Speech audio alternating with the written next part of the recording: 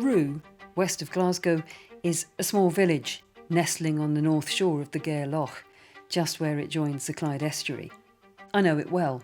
I used to live a mile or so along the shore at Helensburgh, and I'd go there a couple of times a week to sail in the yacht club. Little did I know that one of the grand houses on the hill, Invergare Castle, originally called Roallan, used to be the summer home of a young woman who was at the centre of one of the most sensational cases of the 19th century. A woman who was accused of murdering her lover, and her trial, which took place in Edinburgh's High Court in 1857, took Victorian Scotland by storm. Madeleine Smith, or Madeleine Hamilton Smith, now or lately prisoner in the prison of Glasgow. You are indicted and accused at the instance of James Moncrieff Esquire, Her Majesty's advocate for Her Majesty's interest.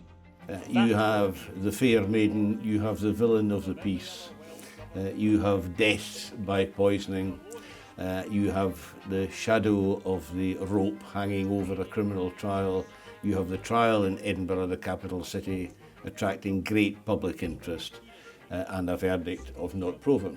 What more do you want? It was the scandalous case of its era, and that has, I think, brought attention to it and maintained a focus of attention on it across the years. It wasn't just in Scotland and it wasn't just in Britain, but it was pretty worldwide, you know. And of course, when it came to the trial, I mean, people flocked. Oh, criminal trials are theatre. They are the last free theatre, of course. It only costs you a bus ride to go and watch a criminal trial. And it would be theatrical because somebody is facing the death penalty. It caused an enormous scandal back in the Victorian era in Glasgow. Commissioners of Justiciary, you, the said Madeleine Smith, or Madeleine Hamilton Smith, ought to be punished with the pains of law to deter others from committing the like crimes in all time coming. Not guilty. If you want to hear an overview of the case, then go and listen to episode 1 if you haven't done so already. Here, in episode 2, we're going to turn to some of the evidence against Madeleine. I'm Pennie Stuart, and this is Inside Forensic Science, the case of Madeleine Smith. Do you look back to it and think, yeah, that's a courtroom I'd like to have sat in and witnessed because it must have been such a piece of theatre? No, it's a case I would like to have defended. I've no interest in being in the audience, I want to be on the stage. And centre stage in this second episode are the letters that Madeleine and her lover exchanged. Over the course of their love affair between the spring of 1855 when they met until Emile's death in March 1857, Madeleine wrote 250 or so letters to him. At the time of Emile's death, only Madeleine's letters had survived. 60 of them were produced at the trial as evidence, read out by a court official, and they were cited as showing her motive for murder. Emile, I dote on you, I adore you with my heart and soul. I love you, I weep to think I have caused you grief. Hurried outpourings, breathless, disjointed, detailed and passionate. They chart the course of the illicit affair. And because, apart from her declaration, which was read out for her, Madeleine wasn't given a voice at the trial, you could be mistaken into thinking the letters speak on her behalf. Tuesday, 2:00. I am afraid I may be too late to write to you this evening. So, as all are out, I shall do it now, my sweet one. I did not expect the pleasure of seeing you last evening, of being fondled by you, dear, dear Emile. Our cook was ill and went to bed at 10. That was the reason I could see you. But I trust ere long to have a long, long interview with you, sweet one of my soul, my love, my all, my own best beloved. I'm Donald Findlay, I am presently a King's Counsel. I have been in practice largely at the criminal bar for 47 and more years. For most of that time, I have spent my life defending people charged with murder.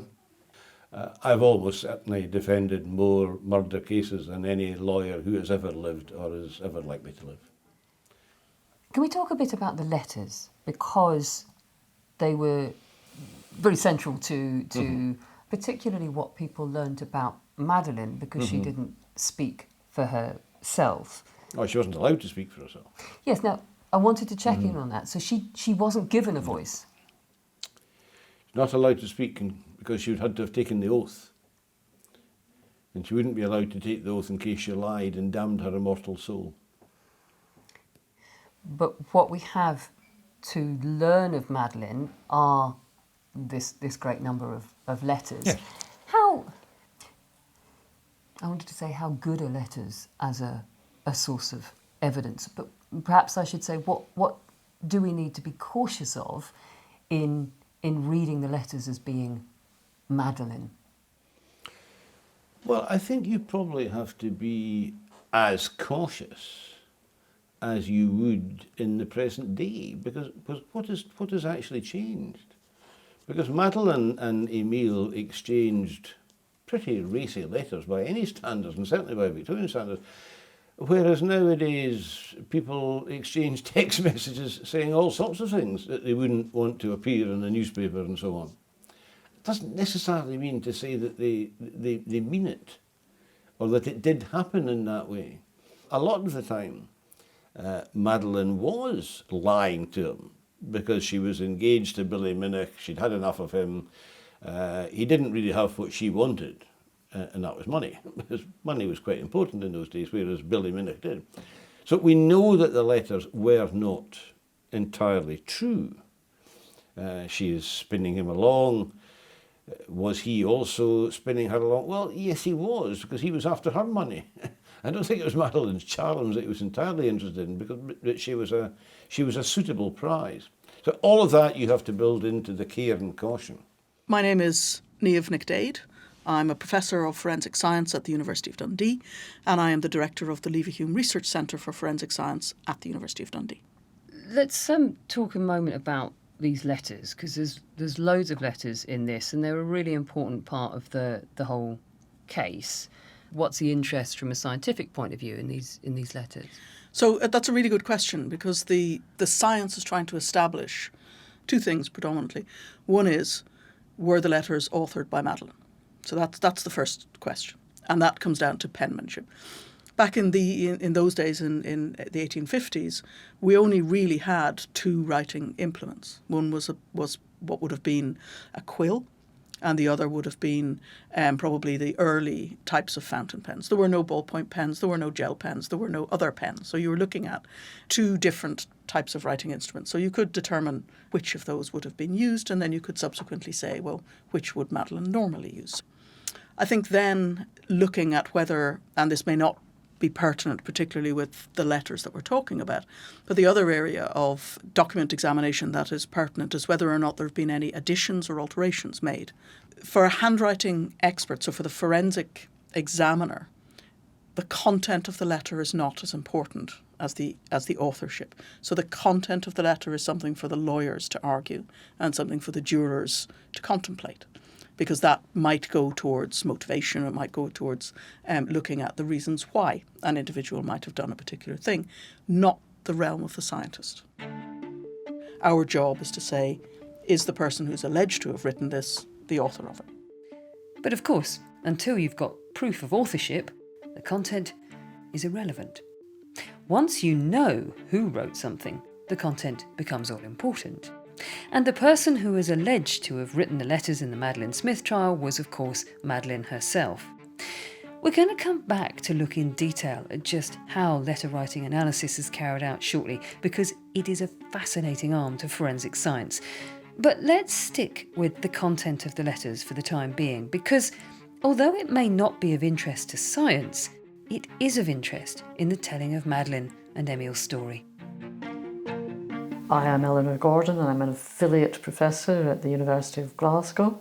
I co-wrote a book with Gwyneth Nair on the Madeleine Smith case, Murder and Morality in Victorian Britain, the story of Madeleine Smith, which sets out to see what the case tells us about Victorian middle class or bourgeois society at the time. Well, she was 19 when she met him. I suppose we could say she was a teenager. I mean, a lot of the stuff that we know about Madeleine comes from the letters that she wrote to him, and various other sources as well, which means that we know a lot more about Madeleine after she came back from boarding school in London. And when she came back, she was kind of expected to sort of marry someone respectable, someone appropriate to her class, and settle down to a bourgeois life.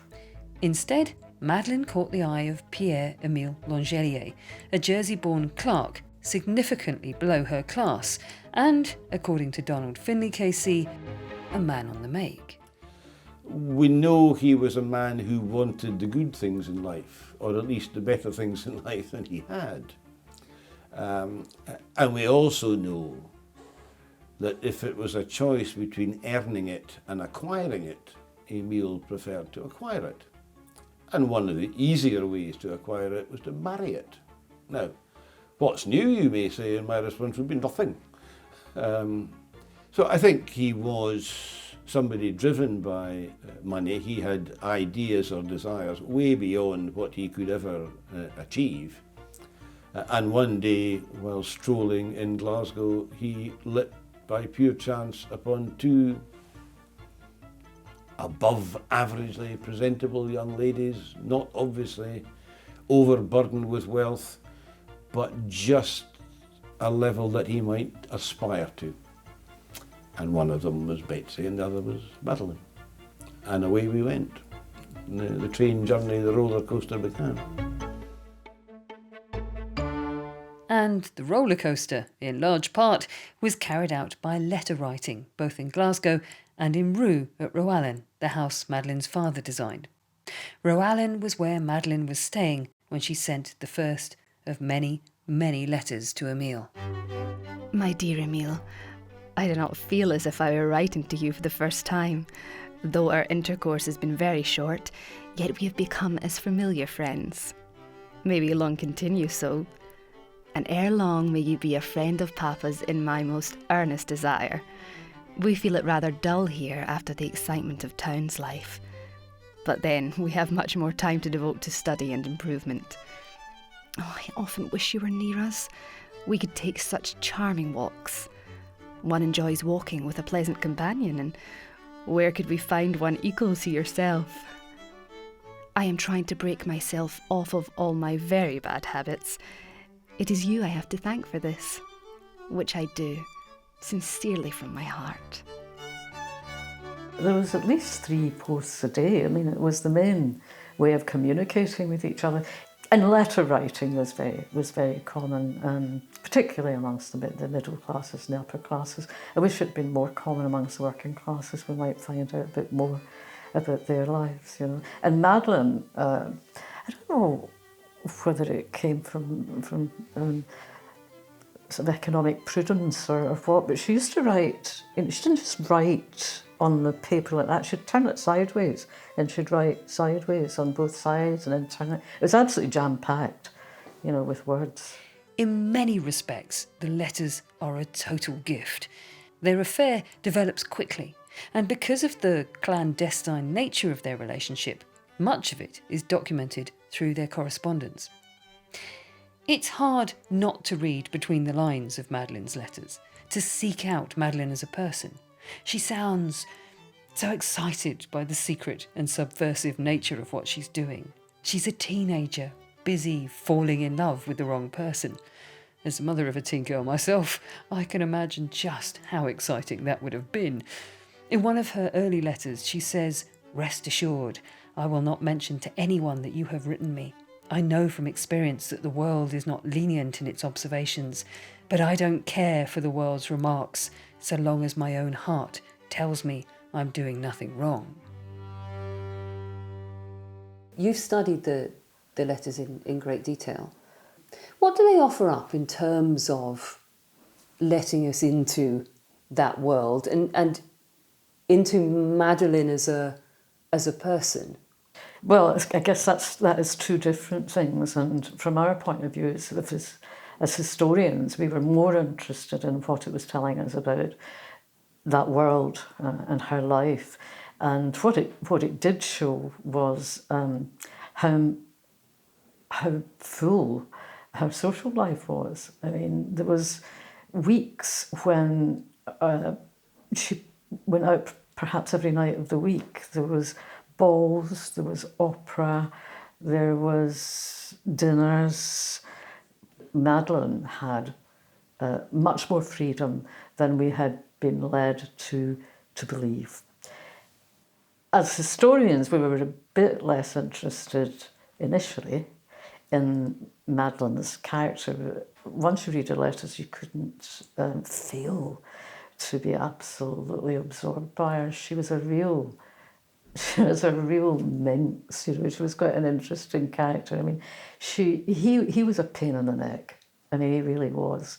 He was controlling, he was jealous, he was always telling her what she should and shouldn't do, what she should wear, what she shouldn't wear. And she went out of her way to wind him up. You know, she would say, "You tell me not to flirt, and I've tried my hardest not to flirt. And we've got 4 nice young gentlemen here from England, but I'll do my best not to flirt." You know, so you can see that she's really enjoying the fact that he's mad about her, and the fact that he's jealous doesn't frighten her one iota. She just likes to wind him up. It's worth noting that for the most part, we only have one side of the conversation, Madeleine's. But even then, what you get is rich and detailed. Emil's letters were disposed of, and although there was a pocketbook found among his possessions, in the end, after a lengthy discussion in court, it was declared to be inadmissible as evidence, because there was a question mark over exactly when and why it was written. It does make for interesting reading, though, and you'll find it through the links on the episode page. Early in the correspondence, Madeleine does try and break off the letter writing, but Emil clearly persuades her to keep going, and by the summer of 1855, she's fallen for him. Soon after that, they discuss getting married. The prosecution wanted to use Madeleine's letters as evidence of a possible motive for murdering Emil. We'll reveal just what that motive may have been in the next episode, but for the purposes of this episode, we're interested in letters as scientific evidence. Jonathan Morris is a forensic scientist with the Scottish Police Authority Forensic Services based at Gartcosh, just outside Glasgow. He's got 32 years' experience as a forensic handwriting examiner. When we're dealing with handwritten text, or any form of text, but particularly handwritten text, there are 3 avenues that can be investigated. There is the avenue of forensic handwriting examination, where we are determining authorship based on the features that we see within the writing. There is a second area of forensic science called forensic linguistics, and these are individuals that have a different scientific background who will analyse the content of letters and determine whether or not there are similarities between the content to determine if they have been written by the same person, or give some indication that these have been written by the same person. There is another avenue of examination, which is that of graphology, and graphology can be considered to be the determination of elements of personality based on handwriting features. This isn't the scientific method or scientific process as we do for forensic handwriting examination, and it is an area in which many forensic handwriting experts are not particularly confident in the results that are given. However, forensic graphology is used by businesses to determine the suitability of candidates for positions or posts within jobs. It's not an area that I consider very highly, and it's one that I consider can be detrimental to a forensic handwriting examination. And how are you actually carrying out that analysis? The process of comparing handwriting now is very much the same as the process of handwriting comparisons in the late 1870s. We sit and we observe the writing through a microscope. We sit and we observe the features that we can see. We draw them out, we annotate photocopies, we mark up illustrations to demonstrate the features that we're looking at. Robots don't do this work. AI hasn't yet been involved significantly in forensic handwriting examination, and it is very much down to the training of an individual and the length of time the individual has been working within the area to determine the significance of features. It is labour-intensive, potentially one of the most labour-intensive processes within a forensic laboratory. But as has been indicated, the significance of those findings can be absolutely conclusive and significant in an ongoing court investigation. That feels quite unusual for a piece of evidence. It is. We work on the principle that an individual has their own style of handwriting. We are taught to write at school, albeit teaching of handwriting in school is probably less now than it was. But we're all taught to write in school, and we're all taught to write in a certain way. As we get older, we develop our own personal characteristics that we have in our writing, features that are unique to us as an individual. One of the principal underlying factors for a forensic handwriting comparison is that the handwriting of no two individuals is exactly the same. Given a large enough quantity of handwriting, we will be able to find features of similarity if they're written by the same person, or difference if they're written by different people, that will allow us to form a conclusive opinion. If we have less handwriting, smaller quantities of handwriting, our conclusion may be less, and we may talk about moderate support that they're written by the same person, or even weak support that they're written by the same person.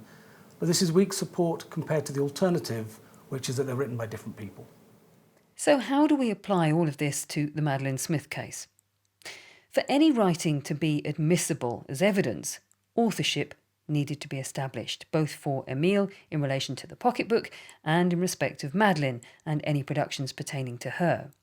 As a result, back in 1857, instead of using expertise like Jonathan's, witnesses were called. William Stevenson. I'm a warehouseman with Huggins & Co., Bothwell Street. The late Mr. Longelier was in our warehouse under me. I know Longelier had a memorandum book. I saw it on the Monday, but where I got it, I cannot say. I identify it. I know the handwriting to be his. I was shown a number of letters by the Procurator Fiscal. They were in Miss Smith's handwriting. I recognised some of the envelopes as being bought at my shop. They were stamped with the initials M.H.S. They were stamped for her by me. Mr. Moncrief, one of the counsel for the prisoner, showed me a number of letters and envelopes, and I satisfied myself they were in Miss Smith's handwriting, excepting some envelopes. I have initialled a sheet of paper containing the numbers of these letters. Excepting some envelopes, all the documents are in Miss Smith's handwriting. We already know from the transcript that at that time the handwriting of Madeleine Smith was identified by friends and associates as being her handwriting. This isn't particularly a solid and sound basis on which to form a forensic opinion. We would be asking the investigators to supply us with a sample or a known sample of the handwriting of Madeleine Smith. This would either be done by request, where she is sat down and a sample of handwriting is given by her for the comparison purposes, or alternatively, there is course of business writing, writing that she has made during the routine parts of her daily life, which we can then take to be her handwriting, provided that this is proved by the court. In this case, where the handwriting of Emile has been identified only by associates in a notebook, we would be asking for handwriting from other sources of Emile to be able to prove that he actually made those entries in the notebook. Establishing at that point that what has been given to us as known writing of Madeleine Smith is indeed by her, and given the known writing that is supposedly by Emile is actually written by him. That is the basis from which we would start. So, Jonathan, we've got in front of us a blown-up sample of Madeleine's writing.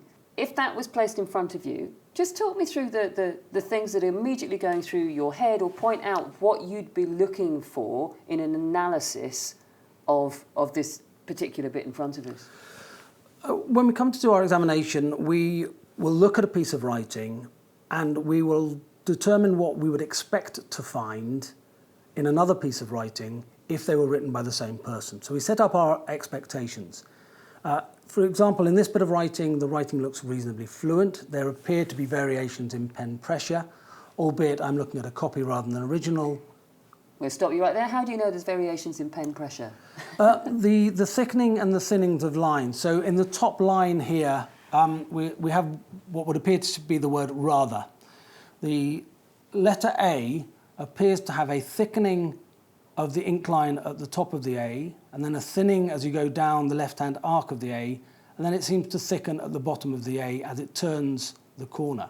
So these points of thickening and thinning of an ink line can be an indication of the level of pen pressure that's involved in the piece of writing.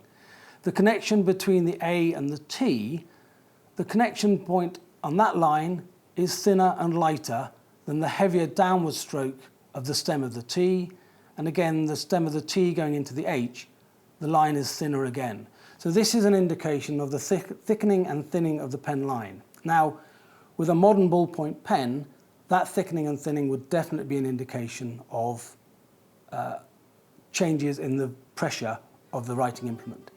Emile, I see your sweet smile. I hear you say you will come and see your Mimi. Clasp her to your bosom and kiss her. Call her your own pet, your wife. Emile will not refuse me. Given that we are dealing with a fountain pen back in the 1850s, this could be a mark of the direction of the pen nib rather than necessarily a pen pressure, but this would be something that if we had the original writing we could look at and we could determine if it is a pressure point or a variation in the writing style. But throughout this writing there are thickening and thinnings of the ink line which would indicate that there is variation in pressure. We also have connective strokes between some of the characters. So in the fourth line we have what looks like the word leave. We have a connection between the L and the E. The pen has been lifted between the E and the A, but there is then a connection between the A, the V and the E. So connectivity between characters is another indication of the relative smoothness or fluency of a piece of writing. The final feature we look at is tapered ends, the fine features at the beginning of a character or at an end of a character where the pen starts to come on in a rapid movement, in a point, it then thickens, and then when you get to the end of a piece of writing, the pen comes away from the page. Now, with fountain pens, they tend to be at the end of a word an ink blob or a thickening of the ink line because that's the nature of the liquid ink. But in this writing, we do see thinning of the line at the commencement characters. Again, another indication that this writing appears to be reasonably fluent and natural.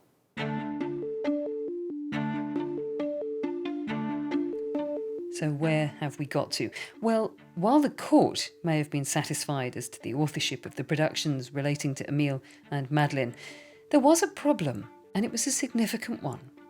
When Madeleine's letters were found among Emile's possessions, they were not in any kind of chronological order, and many of them were undated or dated solely by the day of the week. If it had been presented to the jury that there is a chronological sequence of the letters that fits in much more in keeping with a timeline of emotions being built up and the circumstances changing, with this notion that at the time Emile may have gone to Bridge of Allan, he may have stayed in Glasgow, we don't truly know because we don't know the chronological order of the letters. It's tending to point more towards notions of guilt if that were to be proved. We can't determine what the court will have done at the time, and therefore that's out of our control. But you tend to think that if these things were proved in that particular direction, she may have got away with murder. Is there anything that forensic science can bring to unravelling that side of it? There is. We have another process which is called the examination for indented impressions. When you write on one piece of paper, you leave impressions of what you write on the page below. So if, for example, I wrote a shopping list on the top of a notepad in my house, and on the next page I wrote a letter to the bank, there would be impressions on the letter to the bank of the handwriting of the shopping list on the page above. This is an indication that that letter was written after the shopping list. Now, if above that I had written a letter which was dated and which could be shown to be dated, you have then got a chronological sequence in which those documents had been written through these indented impressions. Given that we were dealing with a fountain pen type scenario, the pressure used in these situations isn't as great as that as a ballpoint, but it may well be features that we could look at to determine the chronological sequence of the handwriting. So, contemporary forensic analysis of the various sources of handwriting in the Madeleine Smith case could have confirmed authorship, but potentially also shed light on the chronological sequence of the letters. And, as we're going to hear in later episodes, that lack of proof of when exactly some of the letters were written and sent, and consequently when Madeleine and Emile might have last met, will prove crucial to how the case unfolds. There isn't scope here to go through all the letters in detail, but we have put a link in the episode notes so you can have a look at the case files for yourself. There are also samples of Madeleine and Emile's writing. The letters make for a fascinating deep dive into Madeleine and Emile's world, and it's almost impossible not to be seduced by their content. But a word of caution before you leap to any conclusions about Madeleine's guilt or innocence. Pause for a second and think about your own correspondence. Think about how you present yourself to the world on Facebook, Instagram, TikTok, or even through your WhatsApp messages. How accurate is any dialogue you have in revealing who you are? To what extent do you curate an image for yourself? Professor Eleanor Gordon again.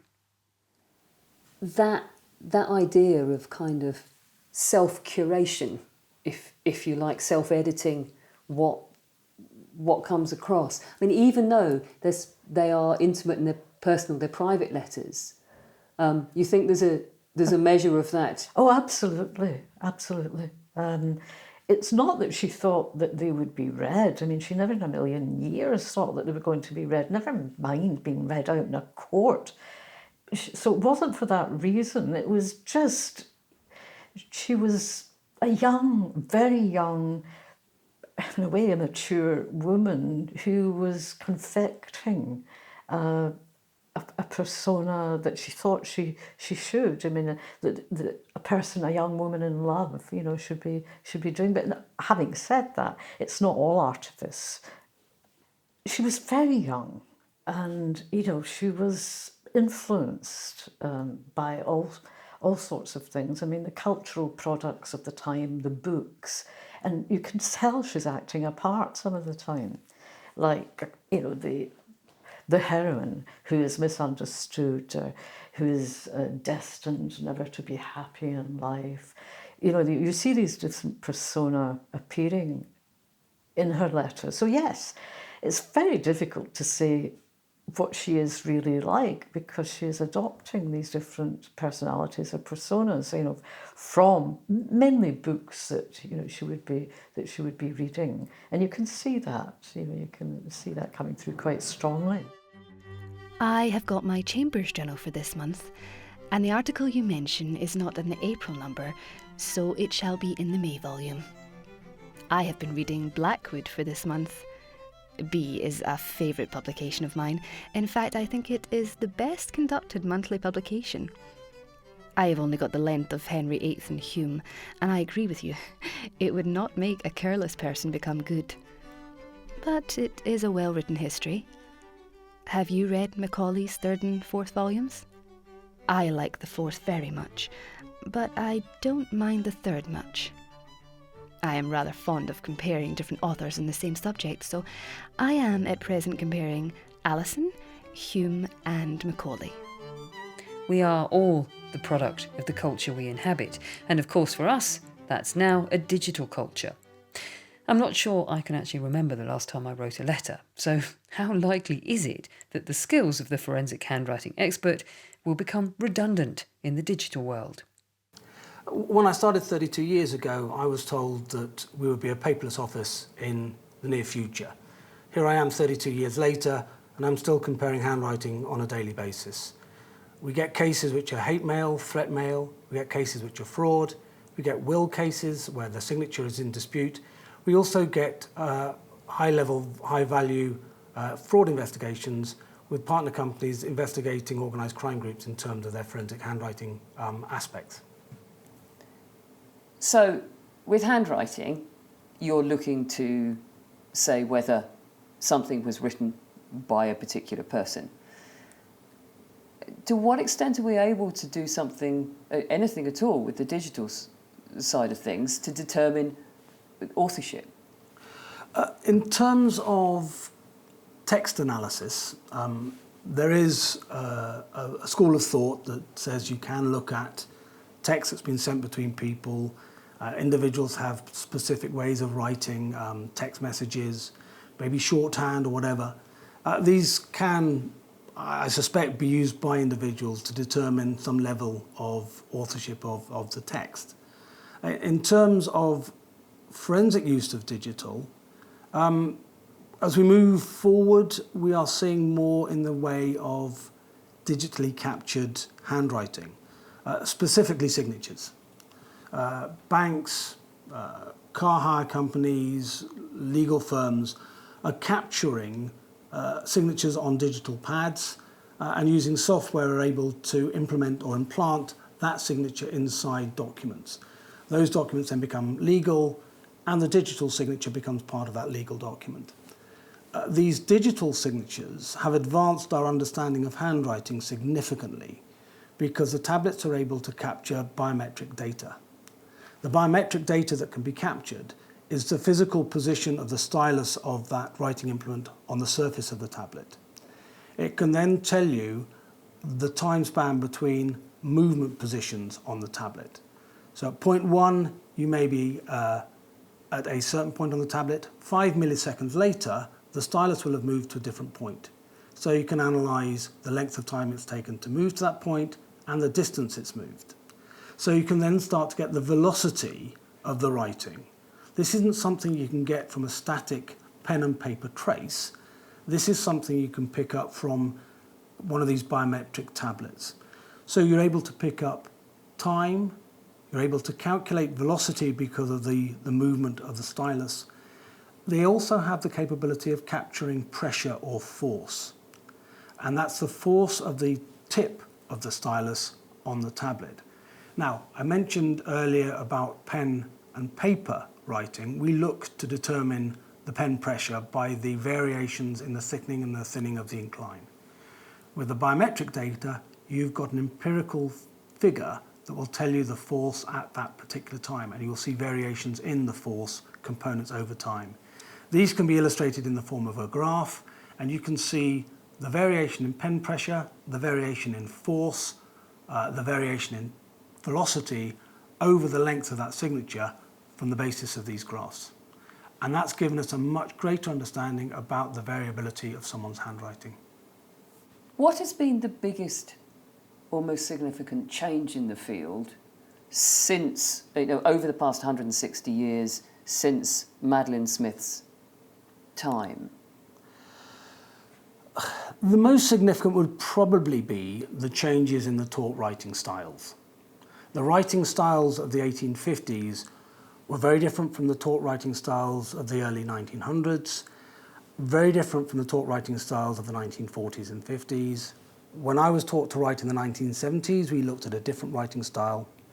And nowadays, education isn't so much talking about copybook styles of handwriting, we're talking about people's abilities to write.